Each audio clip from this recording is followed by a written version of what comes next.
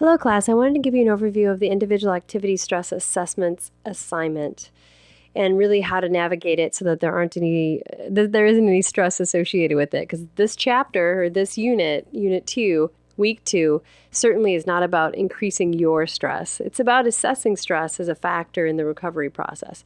So each of these inventories I want you to expose you to in this unit. So click the link here and then go. This is just an online down and dirty, I guess, cheap way of administering one of the life stress checklists. So this is not, just ignore this part up here.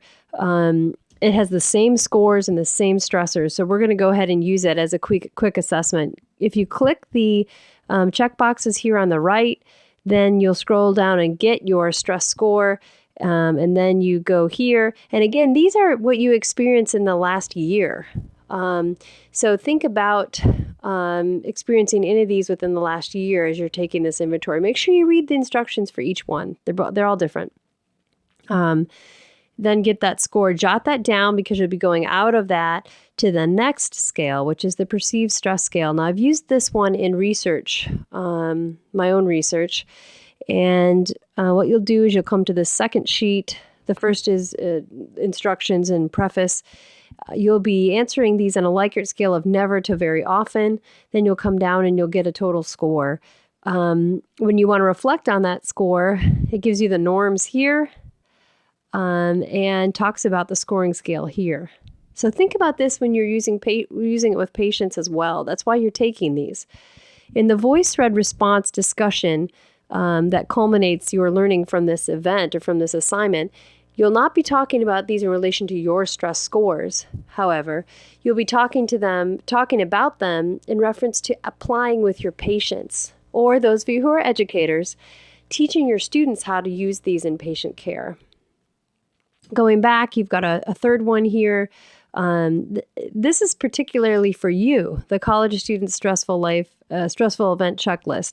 Now, this again is the one that's online. Notice how this looks very similar to the first one that I showed you today. So we've got the values, the ranking of these stressors, and then the description of it on the right, and then your total score here of where your stress falls. The final one, coping with stress checklist. This is used in members of the civilian military. Jeremy, you probably can comment a little bit about that if you've seen this used. Maybe you'll be exposed to it in that training that you are going for. Life events checklist. This is a very similar to the one that you just saw that has sort of stress units associated with each of these. This one does not. I want you to pick up on that, as well as let's look at daily hassles checklist. This is an acute assessment of your stress versus that chronic assessment from the prior page. I hope that didn't make you dizzy. And then the third scroll here, signs of stress. What current signs are you displaying? So think about these 4 inventories and work with your patients. And then go here to the VoiceThread, and I'll be talking at first, just talking about the assignment in general and what I want you to do on this VoiceThread. Now, here's how you comment if you've never done this. You can comment, you can call in, you can talk right from your computer, you can do a video response, you can type a response as well. What I'd like you to do is try different modes each time we use this. We won't be using it that often. And exposing you to these things, also think about how could I use this with my patient as a journal, as a way to communicate with me outside of patient care times, as a way for them to log their pain. I mean, be thinking about the tools we expose you to in these courses as not only tools to facilitate your learning or to document your learning, but as tools for your life as a clinician to implement in your patient care. Okay, so that's this assignment. That's how you complete the assignment. So you do take these.